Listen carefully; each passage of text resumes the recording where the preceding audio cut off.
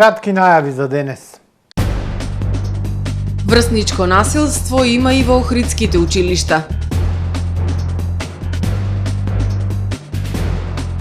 Успешно издание на 5-тото алтернативно културно-забавно лето на културолошката иницијатива 5 до 12.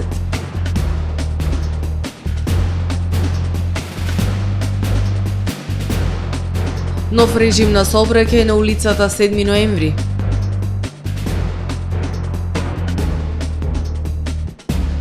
Градоначалникот Кирил Пецаков оствари работна средба со делегација од Полска.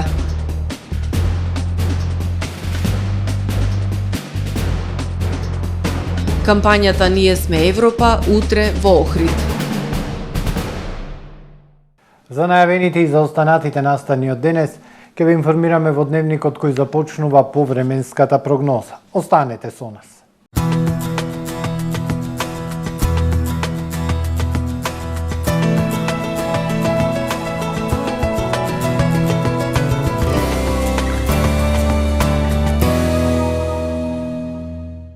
Денес во Охрид свежо утро, а времето во текот на денот сончево со локална облачност и топло се измерени максимални 23 степени Целзиусови во текот на ноќта кон четврток, ведро и свежо. Утре над Европа претежно сончево со локална облачност и надпросечно топло за овој период од септември. Во крајните северозападни и северни делови на Европа умерено облачно и нестабилно со дожд. На Балканскиот полуостров во петок претежно сончево со локална облачност и топло, на југ на Грција локални врнежи од дожд. Максималните дневни температури на Балканот утре од 23 до 28 степени Целзиусови.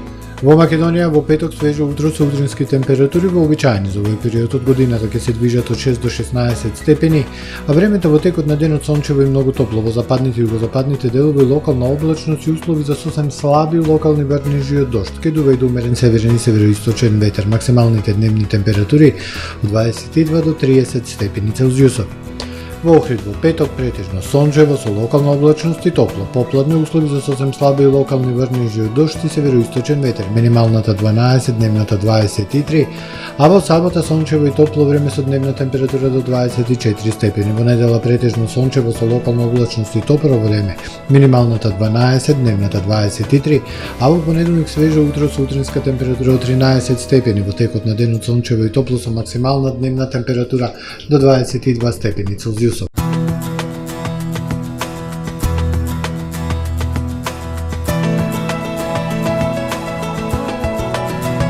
Гледавте Метео на ТВМ во соработка со Трпе Инвест.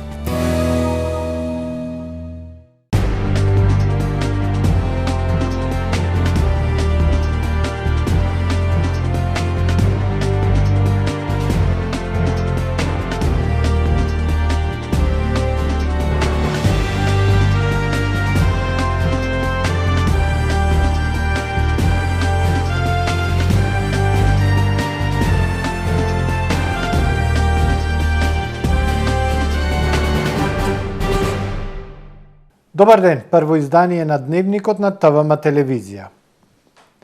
Врсничкото насилство го има и во охридските училишта. Според професорите, клучно во борбата со булингот е раното откривање и навремена реакција од страна на сите чинители. Невладините преку едукативни трибини ќе работат со родителите, професорите и учениците за намалување на оваа негативна појава. Врсничкото насилство е присутно и во охридските училишта. Го има во сите форми: психолошко преку омаловажување и подсмев, физичко со тепање и удирање, но и сајбер насилство и смејување во пораки или групи на социјалните мрежи. Не постои стандардизиран, унифициран протокол за постапување, велат професорите, но клучно во борбата со булингот е рано откривање и навремена реакција од страна на сите чинители. Секој училиште интерно, внатрешно си постапува по оние насоки, кодекси, правилници кои што ги има, а најпрво би се започнало со кукниот ред, каде што се воспоставени сите оние правила и обврски на учениците, потоа со правилникот на изрекување педагошки мерки, каде што е наведено исто така однесувањето на самите ученици. Повеќе невладини од Охрид со едукативни трибини се обидуваат да влијаат и на родителите, и на професорите, но и на учениците во насока на намалување на булингот. Прво да апелираме до родителите, затоа што ги запоставуваат децата. Исто така, еден совет до наставниците да посветат повеќе внимание во училиштата, затоа што на одморите се прат доста, да кажам, и тепачки, и повредување на деца со разговори или со било што, со увреди чисто. Според психолозите и социолозите, булингот е најприсутен кај адолесцентите, а најчеста жртва се повлечените и срамежливи деца. Жртвите на врсничко насилство обично патат од чувство на страв, срам и фрустрации, кои им прават да се чувствуваат безпомошно, незаштитено и осамено.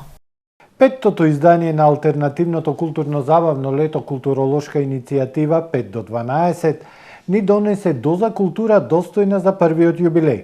Младите и возрастните на едно место уживаа во уметноста и музиката на младите и надежни уметници, но и на реномираните медиуми на уметноста од градов во било која нејзина форма.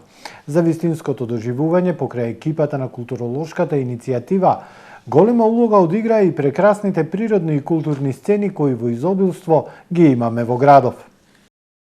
Викендов се одржа и последниот настан од петтата јубилејна година на алтернативно културно-забавното лето културолошка иницијатива 5 до 12.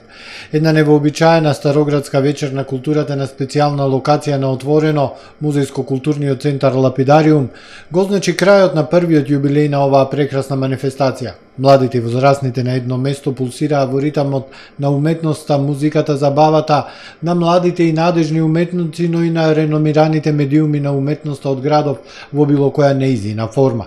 Пресекот на творештвото на Ѓоко Симјановски како автор на ликовни дела изработени во техника сув пастел со охридски мотиви, ликови дела на портрети на познати филмски звезди од стариот Холивуд изработени со молив и фотографии со мотиви од Охрид, насловен како творештвото на еден автор, покажа дека искуството и младешкиот ентузијазам се она што на Охрид му треба. Јас се надевам дека таа соработка помеѓу помладите и повозрастните дава резултати, особено заради тоа што ние повозрастните едноставно со своето искуство можеме да ги посоветуваме и да им дадеме некакви си насоки во нивната работа. А пак тие од друга страна не запознаваат со сето она што е нивното време, нивниот нов дух.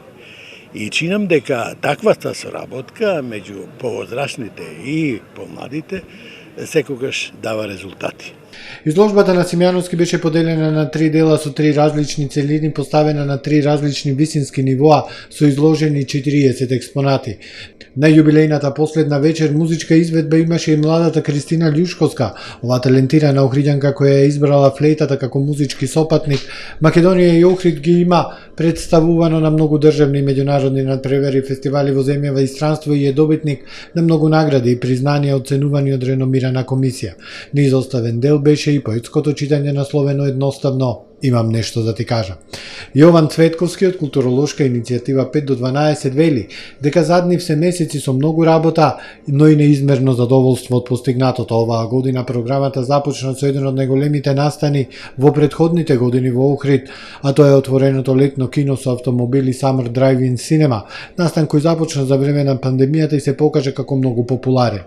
Покрај летното кино на отворено, староградската пловидба со ансамблот Билјана, охриѓани и туристите уживаа и во надпревари во возење скейтборд и други спортски активности, а се тоа на најатрактивните локации кои нашиот град ги нуди. Во многу од настаните, конкретно ете за последниот и за други настани, имаме соработка со луѓе кои што се буквално во Охрид толку години творат, уметници, музичари, кои што соработката, некако и размената на искуство на младите, на ентузијазмот, нивната зрелост, искуство и она што го има досега направено е навистина една спојка која што треба што почесто да се случува, бидејќи некако двете страни си даваат ветар во грб, поддршка, размената на енергии, буквално различни периоди и времења е нешто кое што не може никако да се направи или да се купи. Покрај главната програма, иницијативата иницијативата годинава донесе настани и од ов програма, настани објавени во 5 до 12, мистериозни настани организирани преку Стара школа принципот со SMS пораки и настани кои ќе се реализираат до крајот на оваа календарска година. Цветковски за следното издание најавува користење на просторот на Младинскиот културен центар во поранешната касарна еден малку поинаков и поконцентриран концепт на алтернативно културното забавно лето на културолошка иницијатива 5 до 12. Нов режим на сообраќај на улицата 7 ноември почнувајќи од денес 28 септември, информираат од општина Охрид. Се известуваат сите учесници во сообраќајот дека поради изведување на градежни активности, почнувајќи од денес, 28 септември, дел од улицата 7 ноември, на потегот од крстосницата со улицата Марко Несторовски кај Крстџамија, па се до крстосницата со улицата Васил Главинов кај Хотел Кам, ќе биде целосно забранета за сообраќај. Сообраќајот ќе се пренасочи по улицата Марко Несторовски и улицата Васил Главинов. Исто така се известуваат учесниците во сообраќајот дека товарниот и автобускиот сообраќај на улицата 7 ноември се пренасочува преку улицата Питугули кај Стара бензинска пумпа, додека дел од улица Егејска кој гравитира према улицата 7 ноември ќе биде затворен за сообраќај, а сообраќајот ќе се пренасочува преку улицата Охридска бригада. Се молат учесниците во сообраќајот во наредниот период да ги почитуваат сообраќајните правила и прописи на овој дел од градот и доколку постои можност, останатиот дел од улицата 7 ноември и околните улици помалку да се користат, апелираат од општина Охрид. Градоначалникот Кирил Пецаков оствари работна средба со делегација од Полска. Средбата се одржа на иницијатива на градоначалникот, а беше искористена за размена на идеи и мислења, како и понуда на конкретни соработки во повеќе области. Градоначалникот Кирил Пецаков синоќа оствари плодотворна средба за делегација на Република Полска. Полската делегација составена од владени представници на бизнис заедницата и Стопанската комара. На состанокот исто така беа присутни и генерални менаџери на најголемите компании од Охридскиот регион и представници на туристичкиот сектор во градот, како и представници на Агенцијата за промоција на туризмот. Средбата се одржа на иницијатива на градоначалникот и беше искористена за размена на идеи и мислења и понуда на конкретни соработки во повеќе области. Тука се разговараше за возможување услови за привлекување полски инвестиции во делот на управување, селектирање и рециклирање на комунален и друг вид на отпад и инвестиции во енергетската област. Понатака стана збори за директно поврзување на општина Охрид со некои општини во Полска преку потпишување меморандуми за соработка од кои ќе произлезат соработки во областа на културата и образованието. Исто така се разговараше за унапредување на веќе добрата соработка во областа на туризмот, при што од страна на представникот на Агенцијата за промоција и поддршка на туризмот беа презентирани бенефитите кои би ги имале полските туроператори доколку работат на македонскиот пазар, информираат од локалната самоуправа од Охрид. Да му помогнеме на 27 годишниот Алпај Муфти од Охрид кој има потребна од операција по сообраќајна незгода. Од денес отворен телефонски број за донирање и од А1 операторот. Сите хумани луѓе кои живеат надвор од Република Македонија можат да помогнат во собирањето на средства за операција на 27 годишниот Алпај Муфти од Охрид и преку GoFundMe. Истото може да се направи преку линкот кој го гледате испишан на екранот, а опции за донирање има и на телефонските броеви Телеком 070 143 424 и од А1 077 143 468. Трансакцијска сметка за донации од Македонија Оџиџан Муфти 270 234 130 33 Халбанка. Информации за донации може да се добијат и на телефонот 076 337 337 или на Facebook страната испишана на екранот.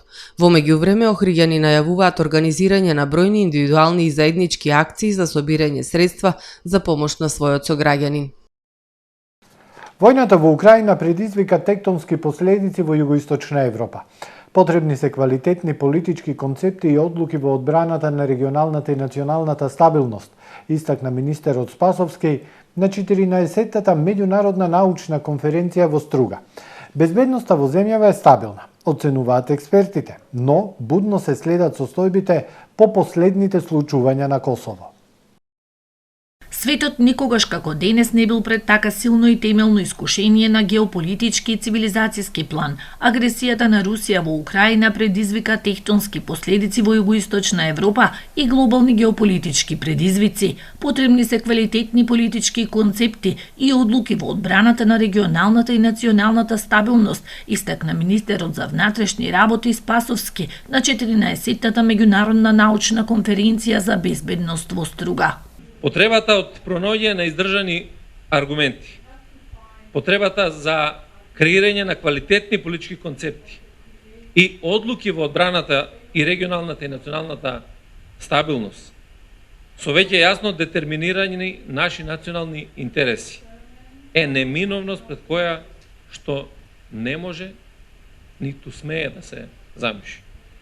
Безбедноста во земјава е стабилна, оценуваат експертите, но будно се следат состојбите по последните случувања на Косово. Стабилна безбедносна состојба, меѓутоа будно ги следиме настаните во соседството. Во Косово има гледате нов развој на настаните, не знаеме како таму ќе се одвијат работите, но наше е да бидеме особено внимателни, да не дозволиме подгревање на тензиите непотребно и да превземеме се што е потребно за да се заштити безбедноста. На 14-тата меѓународна конференција на тема Стратешки и безбедносен концепт за земјите од југоисточна Европа, експерти од областа на безбедноста од европските земји дебатираат за заштита на критичната инфраструктура, справување со модерните и хибридните закани, организиран криминал, пропаганда и дезинформации. Министерот Оливер Спасовски вчера ја посети езерската полиција во Охрид. Спасени 10 лица ова лето, зголемена ефикасност по модернизацијата на пловниот парк. Оперативниот план Безбедно лето носи резултати, изјави Спасовски. Министерот Оливер Спасовски вчера оствари средба со раководството на полициската станица за граничен надзор Охридско езеро, односно така наречената езерска полиција, при регионалниот центар за гранични работи Запад. На средбата, министерот беше брифиран за преземените мерки и активности во врска со оперативниот план Безбедно лето 2023 во периодот од почетокот на јули до средината на септември. Извршени прегледи на 51 лице, на 18 пловни објекти, на 22 моторни возила, а исто така преземени и 9 заеднички патроли со инспектор за внатрешна пловидба.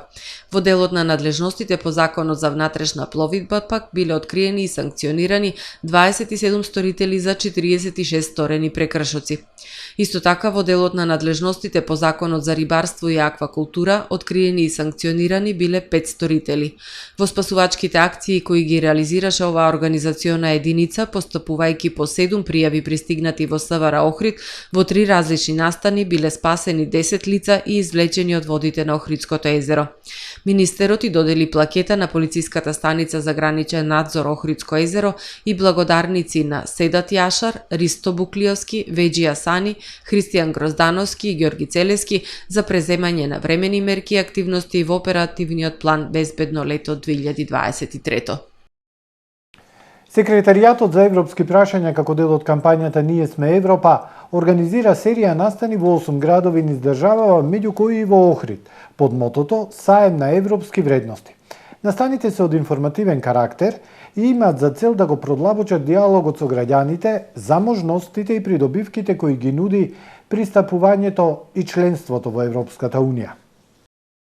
Кампањата Ние сме Европа е предводена од заменик председателот на владата задолжен за европски прашања Бојан Маричиќ. Во рамки на кампањата се организираат трибини и средби со граѓани кои соодветно за секој од градовите обезбедуваат информации и отвараат точки за дискусија на неколку теми: земјоделство, култура, енергетика, туризам, економија, млади, инфраструктура и социјала. Темата на настанот во Охрид е членството во Европската Унија од аспект на развој на туризмот и за заштита на животната средина. Настанот во Охрид ќе се одржи утре 29 септември со почеток во 18 часот на платото пред Долна порта. На трибината ќе се обратат Бојан Маричиќ, вице-премиер за европски прашања, Каја Шукова, министерка за животна средина и просторно планирање, Љупчо Јановски, директор на Агенцијата за промоција и поддршка на туризмот и неговата екселенција Грегор Прескер, амбасадор на Република Словенија. Државното музичко училиште од Струга го одбележа Денот на јазиците. Покрај литературните читања, настапија и ученици од инструменталните класи, а различните култури беа презентирани преку нивните традиционални кујни.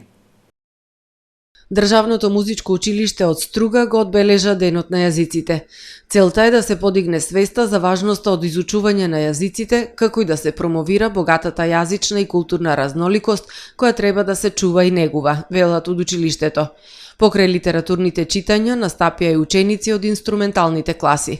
На крајот, учениците предводени од професорите Марија Савеска, македонски јазик, Ларгета Лита, албански јазик, Сања Балоска, англиски јазик, Елмедина Колоња, албански јазик, Симона Кленјоска, француски јазик, Мендерес Љумани, француски јазик, Александра Димоска, германски јазик, Рудина Крека Купа, германски јазик и Ѓургица Кутановска, италијански јазик, подготвија штандови каде беа презентирани различните култури преку нивните традиционални кујни. На кинорепертуарот на Центарот за култура Григор Прличев од Охрид во сабота 30 септември премиерно ќе се прикажува филмот Те дуа жими мене. Гости на премиерата ќе бидат дел од актерската екипа на филмот. Малски Џанак, коцкар и армоникаш, трудејќи се да ја вратат назад купената жена од Албанија, стануваат дел од мафијашка сделка и мораат да се справат со низа на несекојдневни ликови. Почетокот на проекцијата е во 20 часот, а билетот чини 150 денари, информираат од Центарот за култура. Следуваат вестите од светот.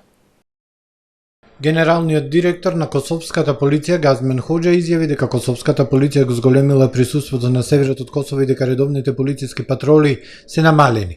Тој не соопшти детали колку се зајакнати капацитетите на специјалната единица, но рече дека институцијата која ја предводи е постојано во координација со мировната мисија НАТО КФОР и со мисијата на Европската унија за владење на правото во Косово ЕУЛЕКС. Ново засилување на присуство на специјалните полициски сили на северот на Косово се случи по убиството на полицајецот Африн Буњаков во неделата во вооружен напад во Бањска кај Звечан.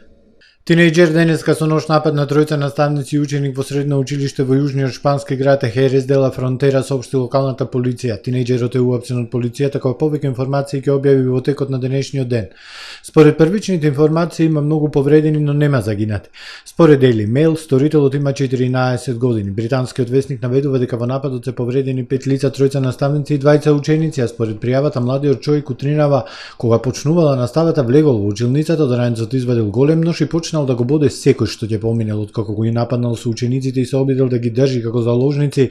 Наставниците му пришли на тинејџерот во обид да го спречат. Тогаш избодел наставник во око и повредил уште 2 учители. Полицијата која пристигнала на местото на настанот брзо евакуирала зградата и го уапсила тинејџерот. Наставникот повреден во окото е пренесен во болница и е во критична состојба. Нема информации за состојбата на останатите повредени.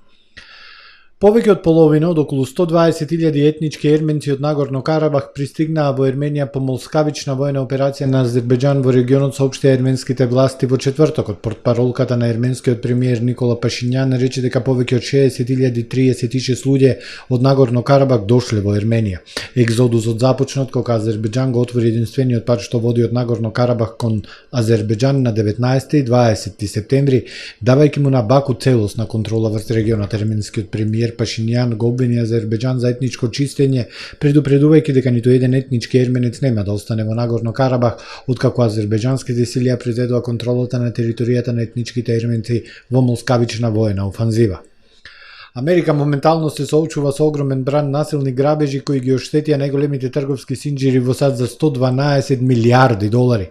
Во масовните насилни кражби работниците во продавниците биле претепани, некои дури и убиени, поради што многу продавници ангажираат дополнителни чувари за да го заштитат својот персонал. Организираните банди повеќе пати беа фатени на камери како упаѓаат во продавници, грабнуваат стока од полиците и бегаат. Некои од масовните грабежи се организирани на социјалните мрежи. Едната беше организирана од Даџија Блеквел, која на социјалните мрежи го носи прекарот Митбол. Таа принесуваше во живо грабеж на продавница во центарот на Филаделфија. Во Сан Франциско голем број синџири неодамна ги затворија продавниците во центарот на градот. Лос Анџелес беше област најмногу погодена од организираниот криминал на мало во земјата во 2022, соопшти Националната федерација за малопродажба, потоа следуваат Сан Франциско, Оукленд, исто така и целата Калифорнија. Го завршуваме првото издание на Дневникот на ТВМ. Ви благодарам за довербата. Пријатно.